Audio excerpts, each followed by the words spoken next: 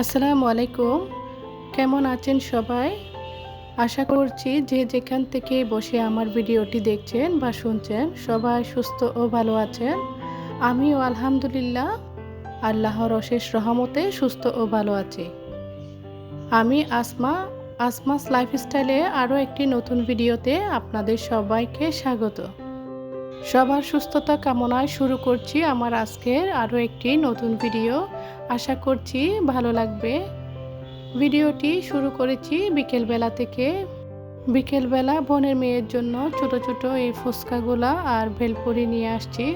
ও এই খাবারটা বেশ পছন্দ করে, তো বাইরে বসেই খেতাম ফুচকা কিংবা ভেলপুরি।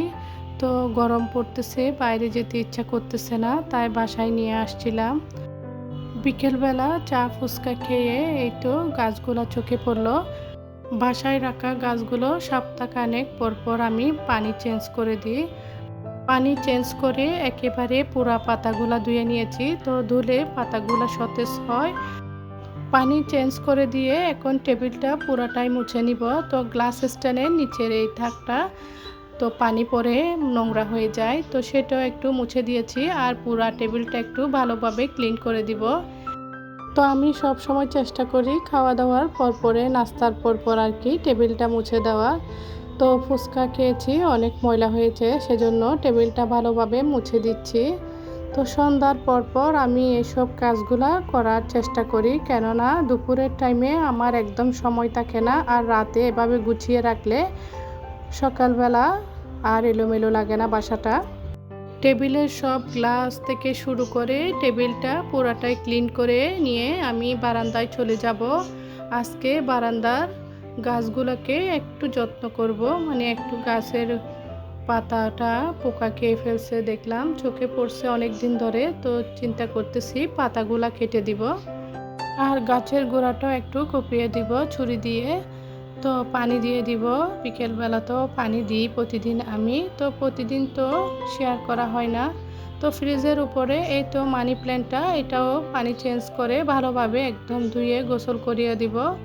মানি প্ল্যান্টকে এভাবে পানি দিয়ে ধুলে অনেক সুন্দর ও সতেজ দেখায়। তো ওরা খুব পছন্দ করে এভাবে পানি দিয়ে ধুয়ে দিলে। এই মানি প্ল্যান্টটা না আমার অনেক শখের, তো আল্লাহ আল্লাহ করতেছি এটা যেন গ্রোথ বাড়ে আর কি। এটা মাশাআল্লাহ এখনো পর্যন্ত টিকে আছে। তো পাতাগুলা কয়েকটা আর কি মাঝে মাঝে শুকিয়ে যায়, ওটা ফেলে দিই। পুরা ডাইনিং রুমটা ক্লিন করে নিয়ে আমি এখন বারান্দায় চলে যাব।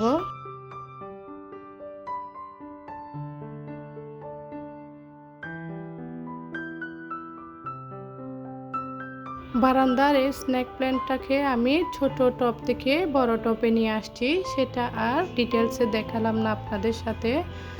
তো আমি এখন স্নেক প্ল্যান্টটা সরিয়ে ছোট এই স্নেক প্ল্যান্টটা এই টপের মধ্যে লাগিয়ে নিব। এটার মধ্যে এই বড় স্নেক প্ল্যান্টগুলো ছিল, তো এটার মধ্যে ওদের মনে হয় গ্রোথ আর বাড়বে না, সেজন্য ও বড় টপের মধ্যে চেঞ্জ করে নিয়েছি। আর এই ছোট স্নেক প্ল্যান্টটা ছোট টবের মধ্যে দিচ্ছি। এটা হচ্ছে স্পাইডার প্ল্যান্ট, এটা হচ্ছে আমার পাশের বাসার ভাবি দিয়েছে। তো অনেক গ্রোথ হয়েছে এটা, কিন্তু ইদানিং দেখতেছি পাতাগুলা কুঁকড়ে যাচ্ছে আর পাতাগুলা মনে হয় পোকাও খেয়ে ফেলতেছে। তো সাইডের সব পাতাগুলা এখন আমি কেটে দিব আর মাটিগুলাকে একটু কুপিয়ে দিব, কেননা মাটি এভাবে অনেক দিন পর পর কুপিয়ে দিতে হয়, না হলে মাটি বসে যায়। তো পানি দিলে পানির নিচে চুপসে থাকে, তাই গাছ মরে যায়। তো বিকেলের দিকে আসলে বারান্দায় আসলে গাছগুলাকে দেখলে মন ভরে যায়। তো গাছগুলাকে এভাবে আমি বিকেলের দিকে একটু যত্ন নিই, সকালবেলা একদম সময় পাওয়া যায় না। বিকেলে আমি পাখিকে খাবারও দিয়ে দিছি আর গাছে পানি দিয়ে দিয়েছি। এই গরমের মধ্যে দিনে 2বার করে পানি দিতে হয়। আর গাছে তো সকাল সকাল পানি দিতে হয়, কেননা দুপুর হয়ে গেলে গরম পড়ে গেলে আর কি গাছে পানি দিলে গাছ মরে যায়।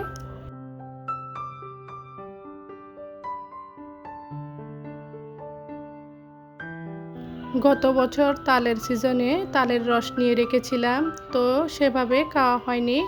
তো এখন আবার তালের সিজন চলে আসছে, ভাবতেছি এই রস দিয়ে কেক বানিয়ে নিই।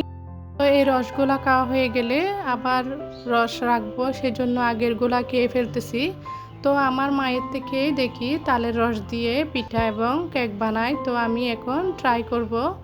চালগুলো সকালবেলা ভিজিয়ে রেখেছিলাম, তো এখন চালের সাথে একসাথে রস দিয়ে আর কি ব্লেন্ডার করে নিব।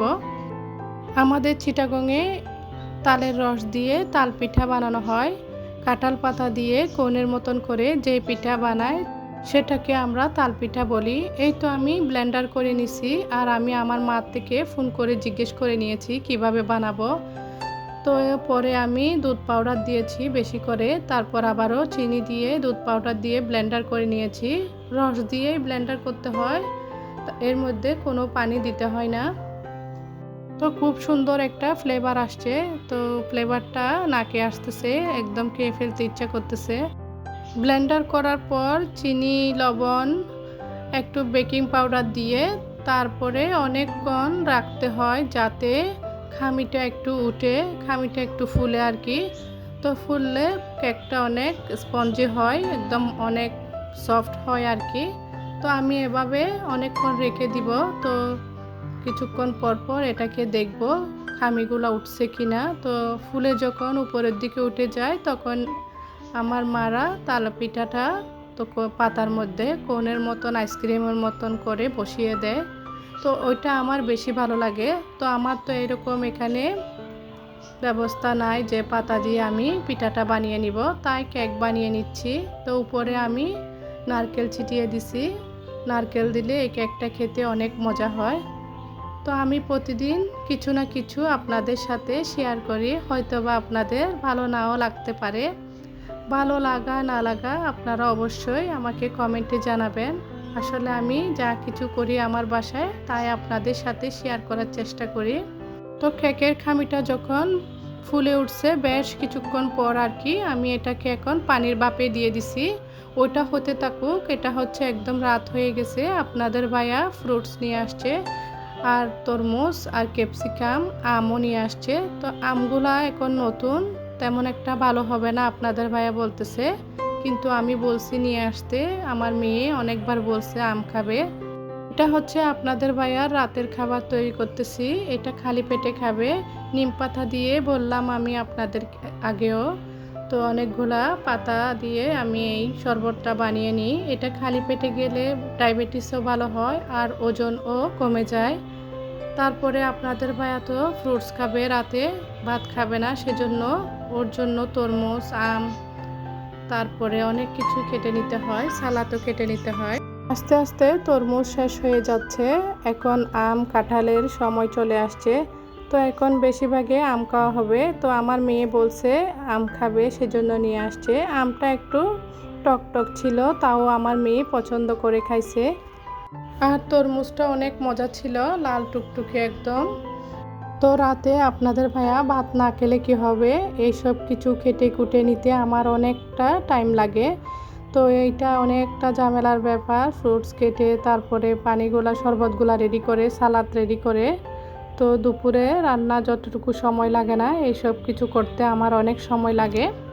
ভিডিওর একদম শেষ পর্যায়ে চলে এসেছি। আপুদের থেকে লাইকটি চেয়ে নিতে ভুলে গেছি।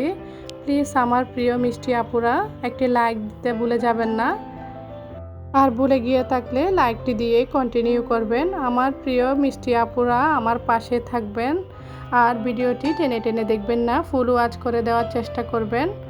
আর নতুন আপুদেরকে বলছি ভিডিও দেখতে থাকেন, আস্তে আস্তে ভালো লেগে যাবে। আর ভালো লাগলে অবশ্যই আমার পাশে থেকে আমাকে সাপোর্ট করে যাবেন। তো এদিকে আমি সবগুলা কেটে নিয়েছি। তো আপনাদের ভাইয়ার জন্য আলাদা করে নিয়েছি, এই তো ও ফ্রুটস খাবে সেজন্য ওর জন্য আলাদা করে নিয়ে, আর মেয়েকে ছোট ছোট টুকরো করে কেটে কাঁটা চামচ দিয়ে দিতে হয়, ও এভাবে খেতে পছন্দ করে। তো আমি এই তো কেকটা একটু দেখতেছি, কেকটা প্রায় হয়ে আসছে আমার। পানির ভাপে এই কেকটা দিলে খুব সুন্দর ফুলে ওঠে। তো আমার কেকটা মাশাআল্লাহ অনেক সুন্দর হয়েছে। এটা আমি রাতে বানিয়ে রাখতেছি যাতে সকালবেলা খেতে পারি। আসলে আমার মায়ের হাতের বানানো পিঠার মতন হয় নাই। তো আমার মা কাঁঠাল পাতা দিয়ে যেটা বানায় সেটা সুগন্ধটাও অনেক ভালো লাগে, তো খেতে অনেক মজা লাগে। আমি পিঠা অনেক পছন্দ করি বলে আমার মা আমাকে বানিয়ে খাওয়ায়। তো আমার খেতে মন চাইলে আমিও ট্রাই করি, যদিও না পারলেও সেটা আমি ট্রাই করার চেষ্টা করি। কথায় আছে না, একবার না পারলে দেখো শতবার। তো আমি বারবার চেষ্টা করি, একবার যদি ফেল করি তো আবারও চেষ্টা করি যাতে পারফেক্ট হয়। তো এই পিঠাটা মাশাআল্লাহ তেমন খারাপ হয় নাই, মোটামুটি ভালো হয়েছে, খেতে অনেক মজা হয়েছে। তো আমার কাছে তালের ঘ্রাণটা অনেক ভালো লাগে। তো বানানোর পর একদম রাত হয়ে গেছে, তো বেডরুমে নিয়ে এসে এখন কেকটা কেটে নিচ্ছি। তো একটু খেয়েও দেখবো, চেক করে দেখবো কীরকম হয়েছে। কোনো কিছু বানানোর পর ট্রাই করার জন্য পাগলামি করি আমি, তো কীরকম হয়েছে সেটা দেখার জন্য। আমি কেকটা ট্রাই করার পর আমার মাকে ফোন দিয়েছি। তো আমি সব সময় কোনো কিছু বানানোর পর আমার মাকে ফোন দিয়ে বলি কীরকম হয়েছে। তো আমার মা ভিডিও কল দিয়ে আমার কেকটা দেখতেছে, তো বলতেছে মাশাআল্লাহ খুব সুন্দর হয়েছে। আসলে আমি এই পিঠা পছন্দ করি বলে আমার মা অনেক দূরে থাকি, খাওয়াতে পারে না বলে খুব আফসোস করে। তো যদি আমি বানিয়ে এভাবে দেখাই তো আমার মা অনেক খুশি হয়। এই তো আমি কেকটা কাটার পর এক পিস খেয়ে ট্রাই করে দেখতেছি মোটামুটি মজাই হয়েছে, একদম খারাপ হয় নাই। ভালো থাকবেন, আল্লাহ হাফেজ।